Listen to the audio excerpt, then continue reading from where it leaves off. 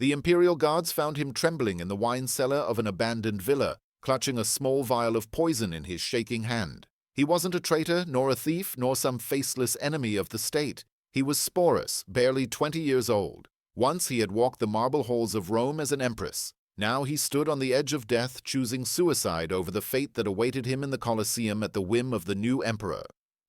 But to understand why death seemed merciful, why this boy, transformed by power and madness, would rather die than live one more day, we must go back. 3 years earlier, an emperor, consumed by grief and spiraling into madness, first laid eyes on a teenage boy who bore an uncanny resemblance to a woman he had killed with his own hands. This is not merely another tale of Roman decadence or imperial excess. This is perhaps the most chilling case of identity theft in recorded history, a tale where a man didn't just steal a name or wealth, but an entire life. What follows is taken directly from Roman records, chronicled by historians who stood witness to one of the darkest episodes in the empire's legacy. Rome, 65 AD. The world's most powerful man had just become a murderer.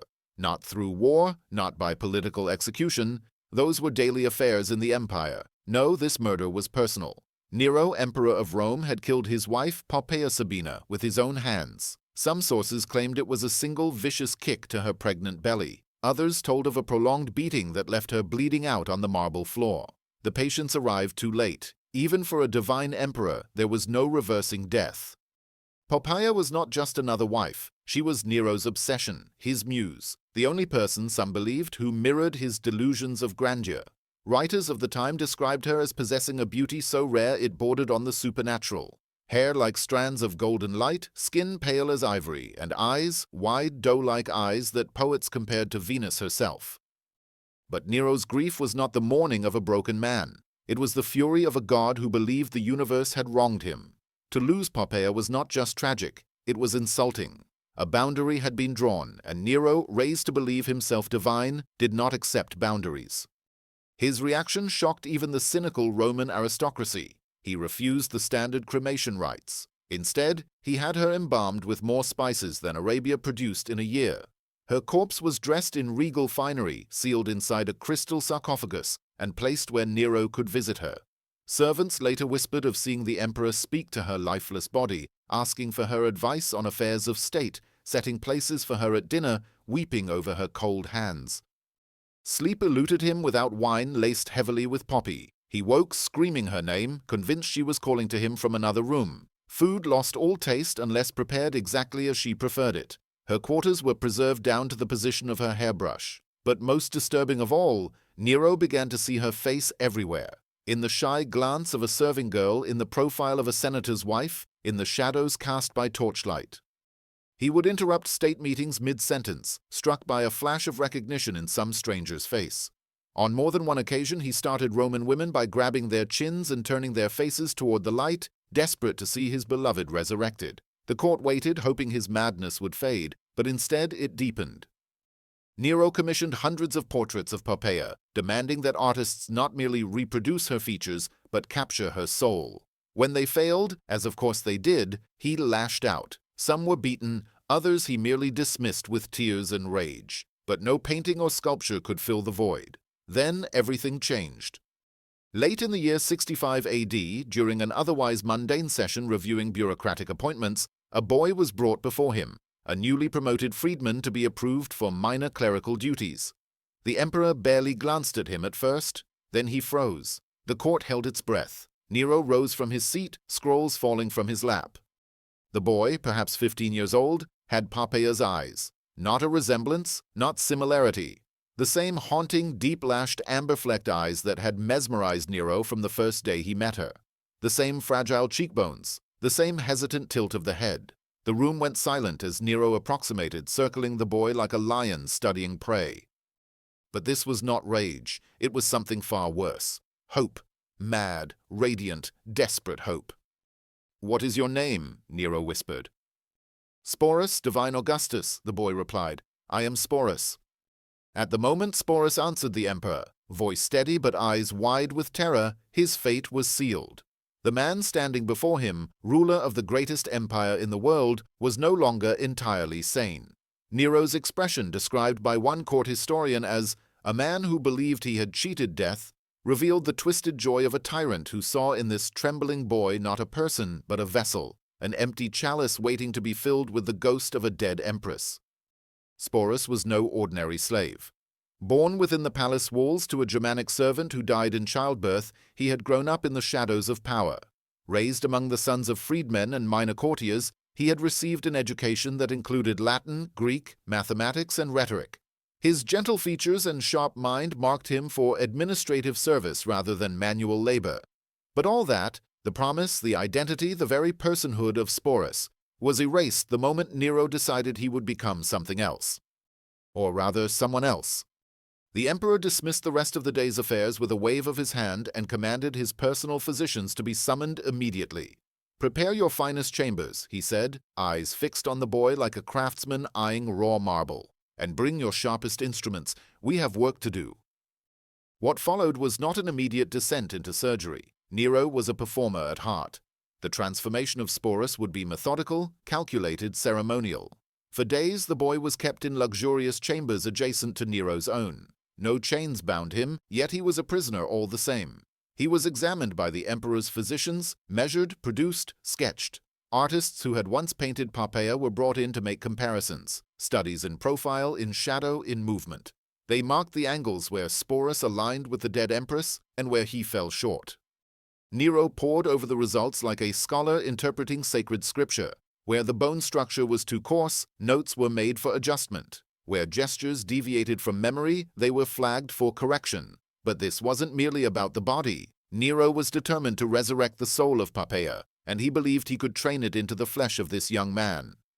Sporus was instructed to speak at length. Nero listened, correcting his intonation, teaching him how Poppaea had stretched her vowels, how she had laughed, how she paused before replying to questions. Even the way she breathed was imitated. Sporus was made to walk across the room again and again. His gait too long, his shoulders too square, these too would be corrected.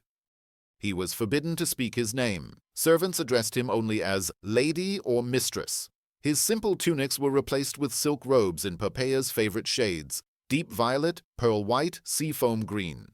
Cosmetics were applied, not the light powdering customary for young Roman boys, but full ceremonial makeup befitting an empress, rouge, kohl, perfume. His hair was curled and styled in Poppaea's signature fashion.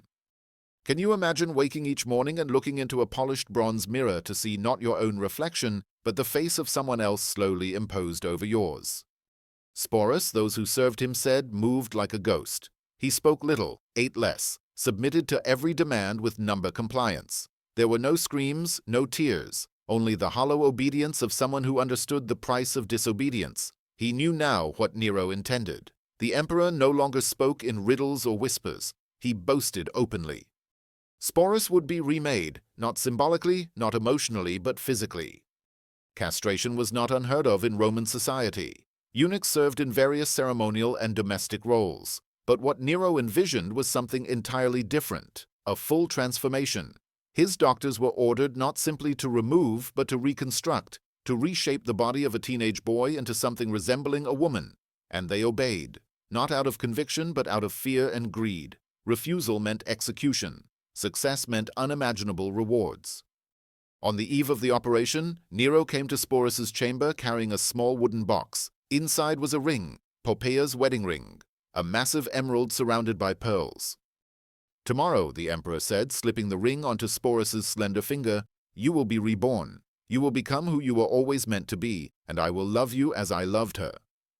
Sporus, his voice barely a whisper, asked, "Will it hurt?" For the briefest moment, something human flickered in Nero's eyes. Then it vanished, swallowed by the fire of obsession. "Birth always hurts," he replied, "but what emerges is beautiful." The surgery was performed in a private chamber deep within the palace's medical wing. The details, mercifully, were left vague in the historical record, but what little we do know is harrowing. It lasted for hours. The boy's screams were said to echo through the corridors despite thick walls. Nero paced outside like an expectant father, occasionally shouting words of encouragement through the door. Recovery took months. Infection hovered like a vulture, ever threatening. The alterations were extensive. Sporus had to relearn even basic bodily functions. Nero oversaw the healing himself, adjusting the doses of poppy extract, assisting with the cleaning of wounds, watching, always watching. But his attentiveness was not compassion, it was control. He sat by Sporus's bedside reading poetry Poppaea had once loved. He told stories, memories the boy had never lived. And Sporus was expected to smile, to nod, to remember what he had never known. Bit by bit, not only Sporus's body but his very mind was being overwritten. As the months passed, the physical wounds slowly closed, but the deeper scars, those beneath the skin, beneath the surface of identity, grew wider. When Sporus rose from his bed each day, it was not as himself. That boy, whatever his dreams had once been, was gone. In his place stood a creation, a carefully assembled ghost. The transformation had not ended with the surgery. In many ways, it had only just begun. An army of tutors descended upon Sporus, linguists, philosophers, etiquette masters, court advisors, each tasked with crafting not simply a woman, but the woman Nero had lost. Every movement, every inflection, every sigh had to match Poppaea's as Nero remembered her. Memory, of course, is imperfect, but for Nero, memory was law. If he believed she used a particular gesture while drinking wine, Sporus had to perfect it. If he insisted she tilted her head a certain way when laughing, Sporus had to mimic it flawlessly. He was taught to walk with the slow, deliberate sway of a Roman matron. His hands were retrained to flutter gracefully while speaking, to rest lightly on silken armrests, to gesture with poise. He learned how to pour wine like a hostess of the imperial court, how to sit with elegance on the edge of a reclining couch at feasts, how to speak when spoken to, never too boldly, never too faintly. His voice training was perhaps the most relentless. Hours were spent reciting poetry and imperial greetings, adjusting pitch, tone, and cadence. He learned Poppaea's favorite phrases, her vocabulary, her specific rhythm when scolding servants or praising poetry. He practiced smiling at dignitaries with the same precise warmth she had displayed. In time, even Nero began to refer to him as Sabina, Poppaea's family name, as though the transition had already taken root in the past. A wardrobe was commissioned, not simply luxurious dresses but exact recreations of Poppaea's most iconic garments. Seamstresses working from memory and preserved fabrics recreated purple silk stolas and gold-stitched cloaks. Jewelers adjusted her old earrings and necklaces to fit Sporus's slightly different frame. Perfume makers recreated her signature scent, an intoxicating blend of myrrh, rose oil, and Egyptian resin. Every inch of his presentation was manufactured with a fanatic's precision. And yet this was still not enough. Sporus was instructed to learn her biography, not as history but as memory. Her childhood in Pompeii, her first marriage, her ascent into Roman high society. He studied her friends and enemies, her opinions on Virgil, her taste in fruit. When Nero spoke of a holiday they had shared years before, Sporus was expected to smile wistfully as if the memory belonged to him. This was not performing, this was replacement. The first public appearance came 6 months after the surgery. It was a small affair by imperial standards, a private banquet for Nero's closest advisors and their wives. Even so, it was a critical test. Rumors had already spread through Rome like wildfire. Whispers of Nero's new bride were passed from senator to slave, but no one knew what to expect until Sporus entered the dining hall. He wore a deep violet gown, once owned by Poppaea herself. Her jewelry adorned his wrists and throat. His face was painted delicately but unmistakably to mimic hers. Lips full and red, lashes dark and long, skin pale with powder. The resemblance was chilling. Guests froze in mid-sentence. Goblets hovered in the air, forgotten. Some looked away, uncertain whether to stare or bow. He moved with measured grace, tilted his head just so, smiled with Poppaea's exact softness, and for a moment, just long enough to disturb the room, those watching could forget the truth. Nero had not brought a boy into the room, he had resurrected a dead woman. The emperor's joy was radiant. He introduced Sporus not as a favorite, not even as a consort, but as his beloved Sabina. He kept one hand on Sporus's back throughout the evening, possessive and proud, like a sculptor unveiling a masterpiece. The guests, knowing the danger of even the smallest hesitation, played along with forced enthusiasm. They complimented her beauty, toasted her health, laughed at her jokes. They praised the resurrection of a dream. But even among Rome's elite, trained as they were in the art of political deception, there were flickers of unease. Some noticed Sporus's hands were just slightly too large, that his shoulders beneath the flowing fabric held a residual masculine angle. Others caught brief flashes of something human behind the mask, a shadow in his eyes, a stiffness in his jaw, a voice that for a syllable or two betrayed its depth before snapping back into the trained soprano. And Sporus? What of him? Those who later served him said his gaze rarely lingered on any one face for long, that he smiled when expected but never with his eyes, that he carried himself like a man walking on glass, every movement measured, every word calculated to avoid disaster. But the most chilling moments were when he seemed to disappear completely. He no longer referred to himself as Sporus. In public he answered only to Sabina. In private, servants caught him speaking to mirrors, holding both sides of conversations, his own voice and then hers. Perhaps it was an act, perhaps it was survival, perhaps it was the only way his mind could endure the fracture being forced upon it. Then came the proclamation. Early in 67 AD, Nero declared that he would marry Sabina in a full public ceremony, not a symbolic gesture, a legal Roman wedding with every rite, every sacrifice, every expectation of legitimacy. The announcement rocked the capital. Even those who had accepted Sporus as a tragic imitation, a private madness, could hardly stomach the idea of state recognition. But what could they do? Declining the invitation was tantamount to treason. Protesting it meant death. So the city prepared. Garlands were hung along the streets. Temples were readied for sacrifice. Poets were commissioned to write wedding odes. Nobles rehearsed their speeches. A massive dowry was transferred. And Sporus, dressed in the traditional saffron veil of a Roman bride, was led by the emperor's side, his face painted, his lips trembling, his eyes empty. He had become a symbol, a spectacle, a lie made flesh. Rome, spring of 67 AD. The sky was unnaturally clear that morning, as if even the heavens dared not weep on the day the empire would witness its strangest and most tragic wedding. Garlands of flowers lined the streets. Perfumed oil burned in marble basins at every temple. Citizens gathered by the thousands, some in silent awe, others with uneasy smirks, unsure whether they were guests at a celebration or spectators at a ritual sacrifice. It was the wedding day of the Emperor Nero and his bride, Sabina, once known as Sporus. The ceremony followed every sacred tradition. Priests chanted blessings over white-robed oxen led to slaughter. Auspices were taken from the flight of birds and the entrails of beasts. Music played from hidden balconies. Women cast rose petals across the cobbled streets as the imperial procession passed by. At its heart rode Nero, dressed in his ceremonial toga, golden laurel upon his brow, beaming like a groom from a mythic epic. At his side was Sabina, veiled in deep saffron, the ancient color of Roman brides. Her face, painted with the traditional cosmetics of the Vestal Virgins, was unreadable. Her eyes, however, remained visible beneath the veil, and those who looked closely saw not joy or reverence, but something between exhaustion and quiet horror. The crowd roared approval, or rather, they pretended to it. No, they dared to otherwise. This was not a wedding. It was a performance, staged on the greatest stage of all, the Roman Empire itself. Sabina's dowry was one of the largest in imperial history. Properties changed hands, slaves, livestock, jewels, gold. All was recorded with perfect legality, as though this union could ever produce heirs. The state sanctioned it. The Senate pretended to celebrate it. Foreign dignitaries attended it. Declining had not been an option. One way or another, everyone was a witness. The most grotesque detail, recorded in whispers by later chroniclers, was the rite of passage into Nero's household. The moment when the emperor carried his bride over the threshold of the imperial palace as tradition dictated.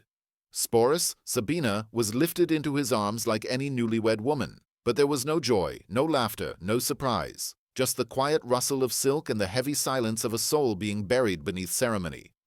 The feast that followed was obscene in its splendor. Tables groaned under the weight of peacocks stuffed with nightingales, platters of figs soaked in honeyed wine, roasted boar dripping with spices brought from lands beyond the Euphrates.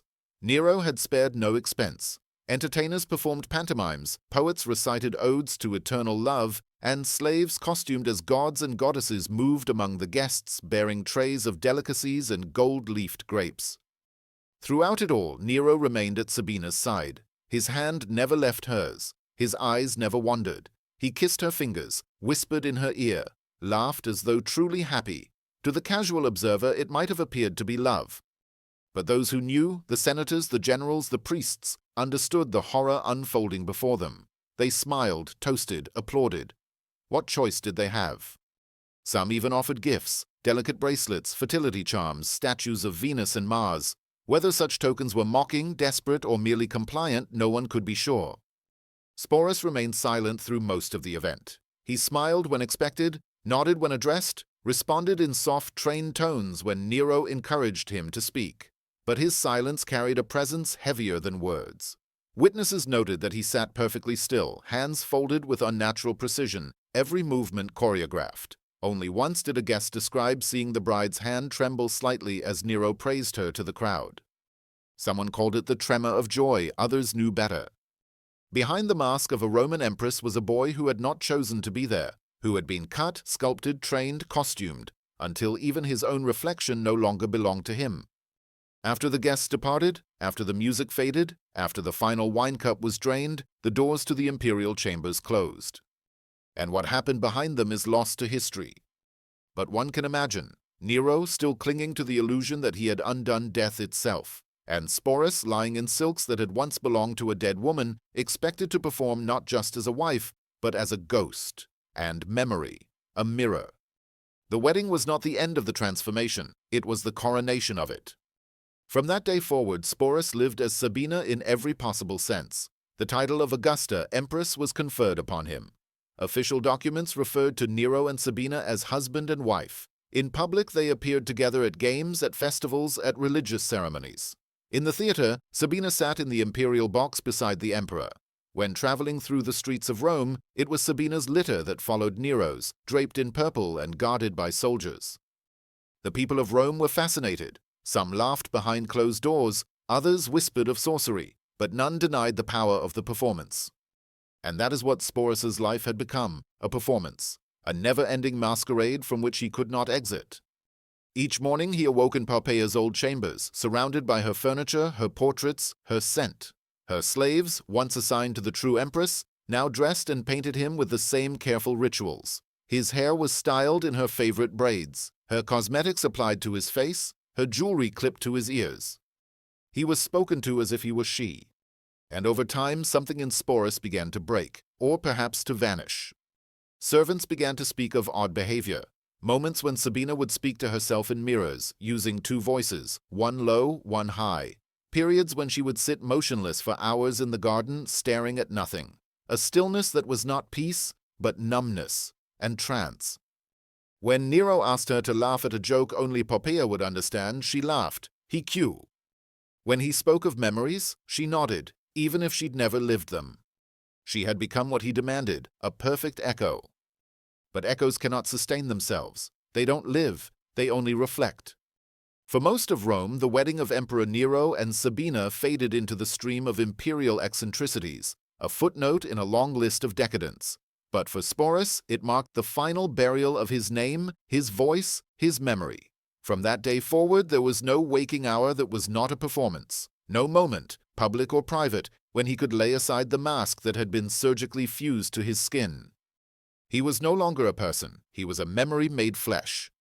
The empire accepted the illusion because it had no other choice. The Senate continued to address him as Augusta, the people as Empress. Inscriptions were made, coins minted, orders issued in her name. Nero paraded his bride through temples and theaters, through festivals and parades. And Sporus, ever silent, ever graceful, walked beside him, veiled and adorned, a living monument to the emperor's madness. But it was in Greece that the performance reached its most surreal heights. In the fall of 67 AD, Nero departed on his infamous grand tour of the Hellenic world. The official reason? To compete in the Olympic Games and perform in artistic competitions. The real motive? Adoration. He longed to be worshipped, not as ruler but as artist, as divine. And wherever he went, Sabina followed.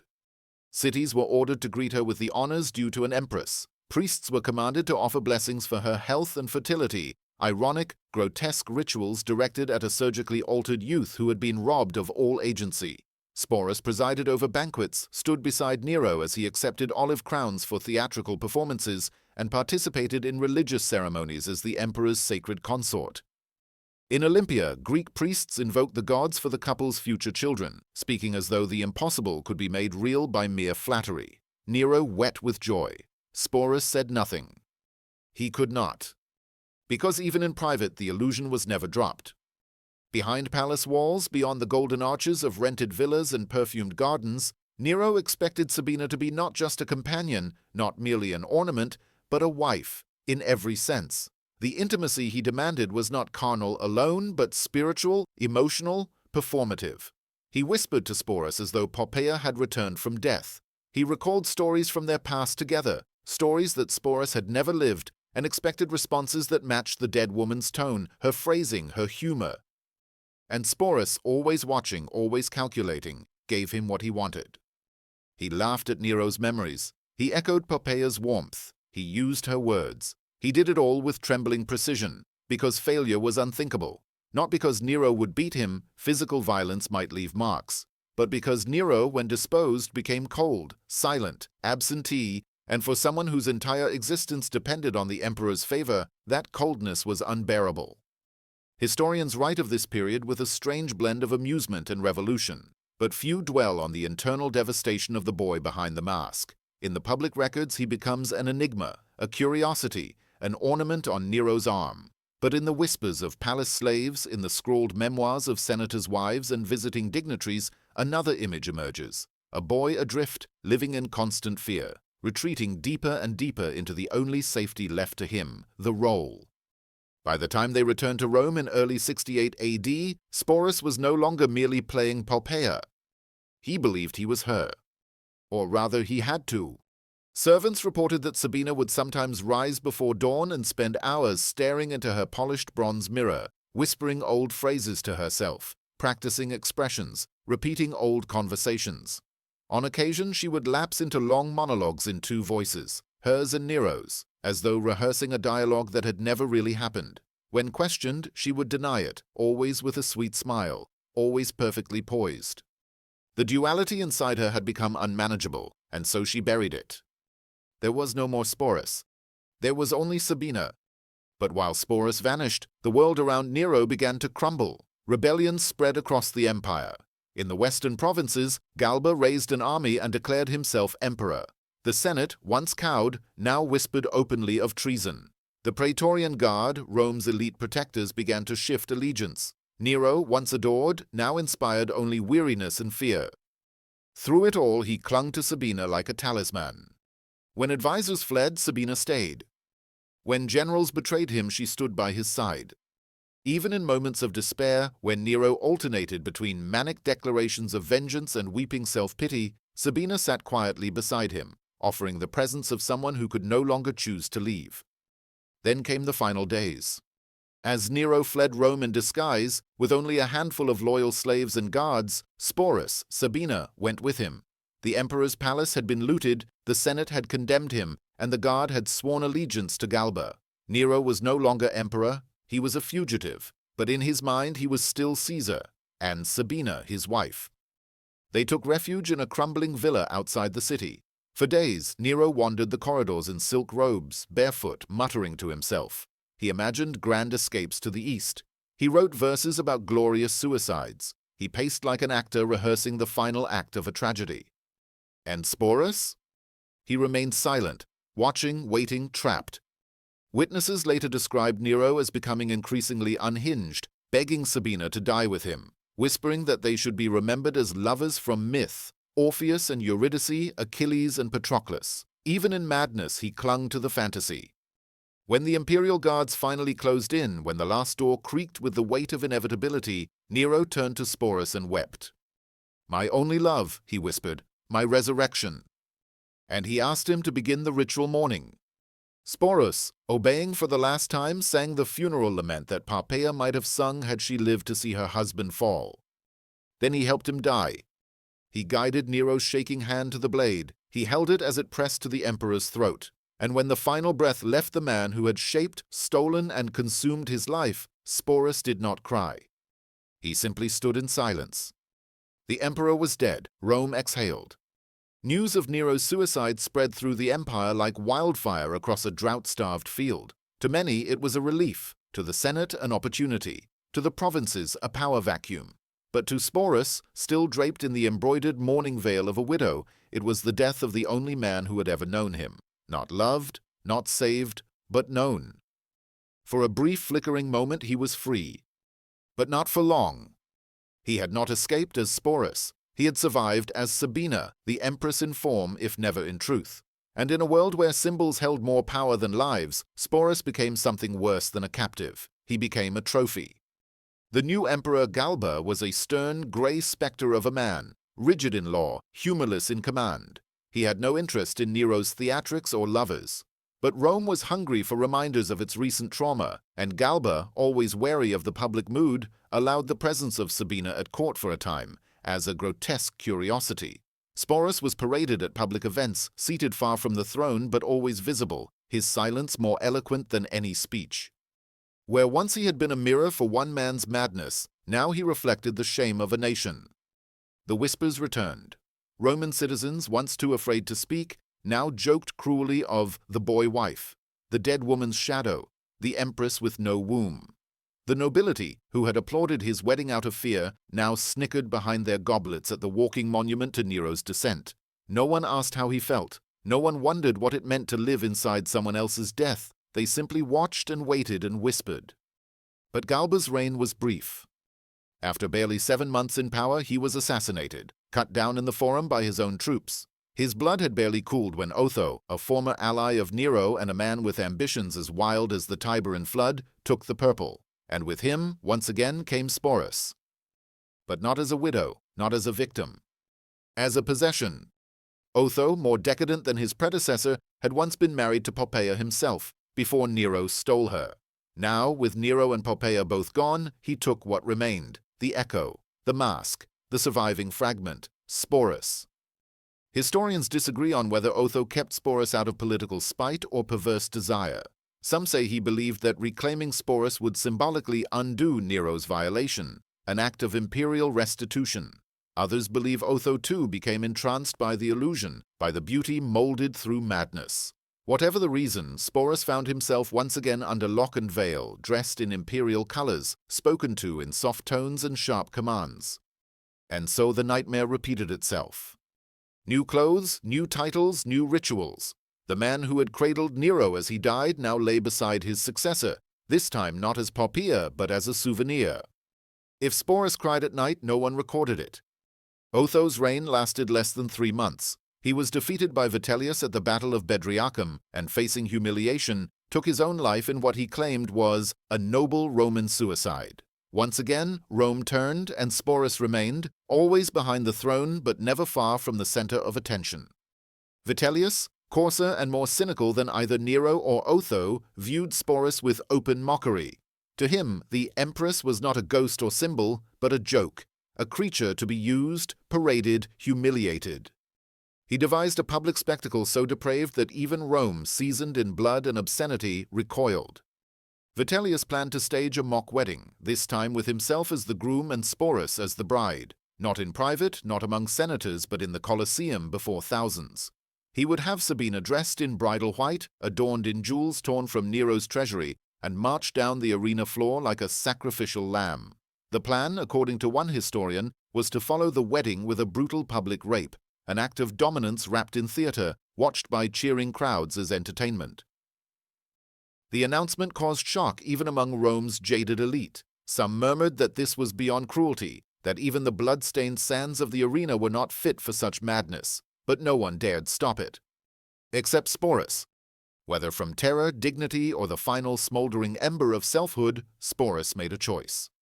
On the eve of the event, he fled the palace, alone, disguised, barefoot.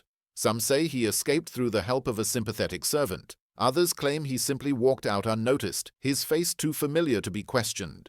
However he did it, he made it as far as the countryside outside Rome. There, in the abandoned villa where Nero had once hid before his own suicide, Sporus ended the cycle. He carried with him a small vial, poison, likely cyanide, or perhaps hemlock mixed with crushed poppy, a common enough tool for imperial courtiers kept in rings and hidden flasks. When the guards found him, it was too late. He was curled in the corner of the wine cellar, body still warm, face turned toward the wall. No letter, no inscription, only silence. He was barely 20 years old. The legacy of Sporus is as bitter as it is forgotten. Rome never honored him. No temple bore his name. No statue stood in the Forum.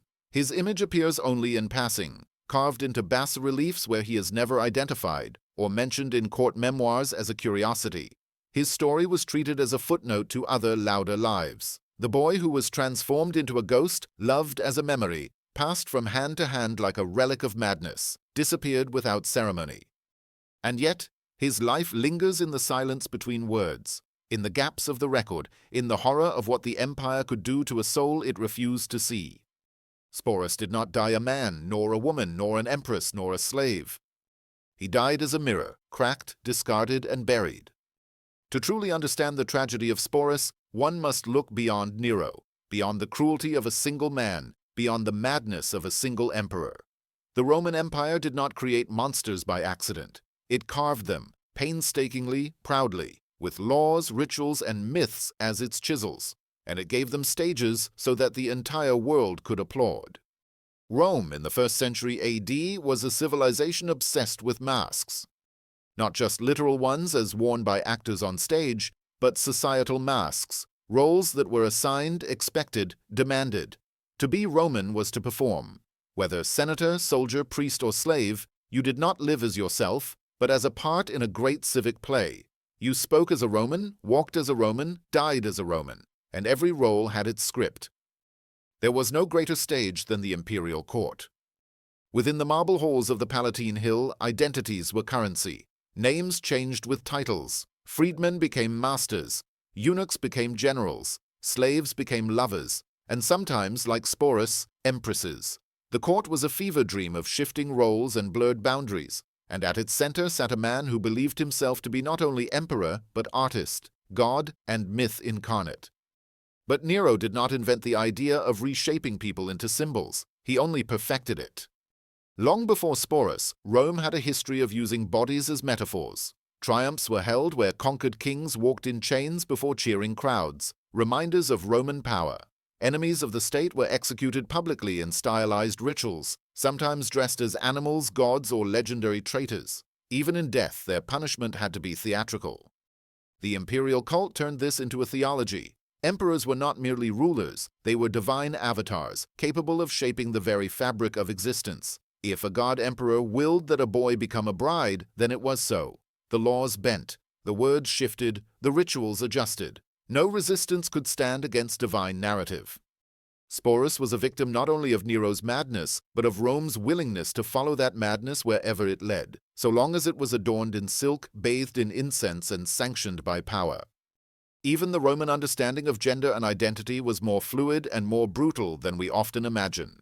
Masculinity was sacred but fragile. To be penetrated was to be shamed. To lose one's control, one's dominance, one's hardness, was to lose one's place in the world. Castration was not just mutilation, it was a transformation of status. Eunuchs existed in Roman society, usually as exotic imports from the East, often mocked, sometimes respected, occasionally feared.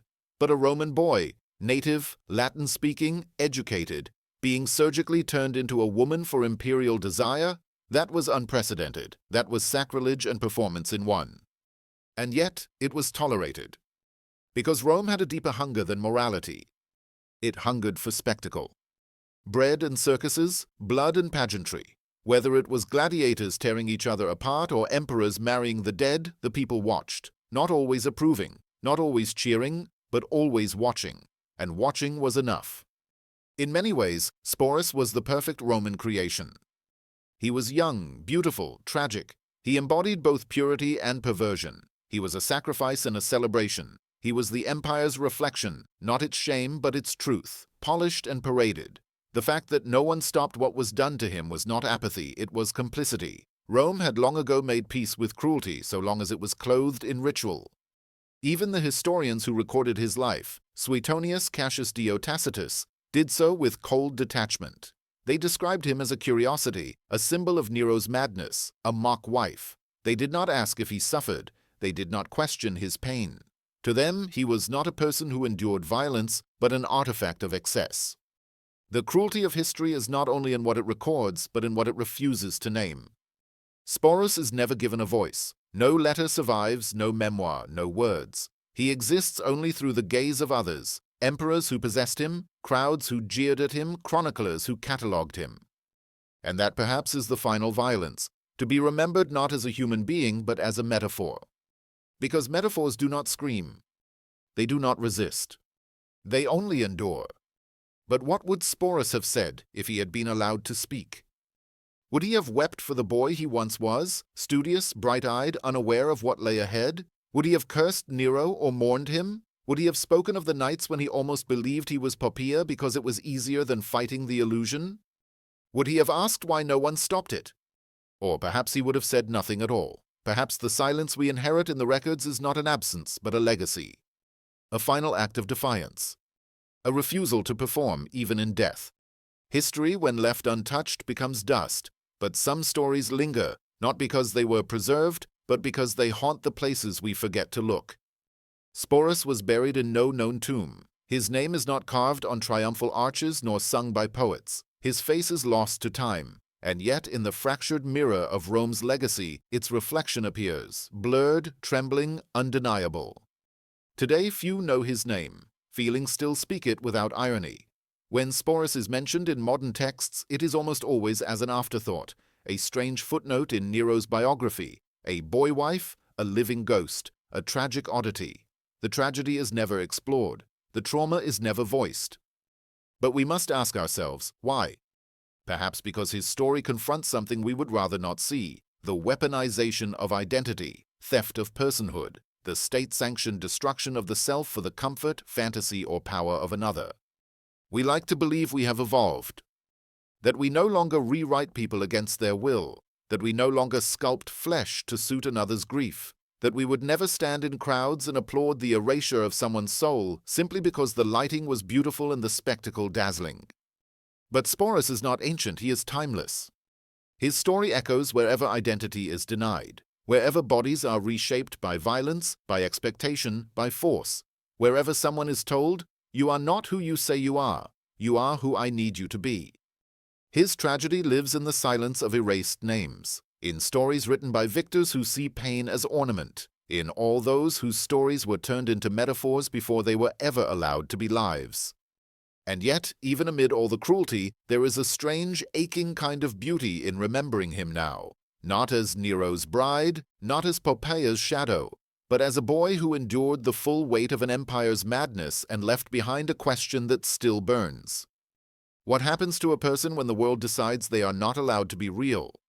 Sporus did not answer with speeches or rebellion. He answered with endurance, with silence, with survival, until even that was too heavy to bear.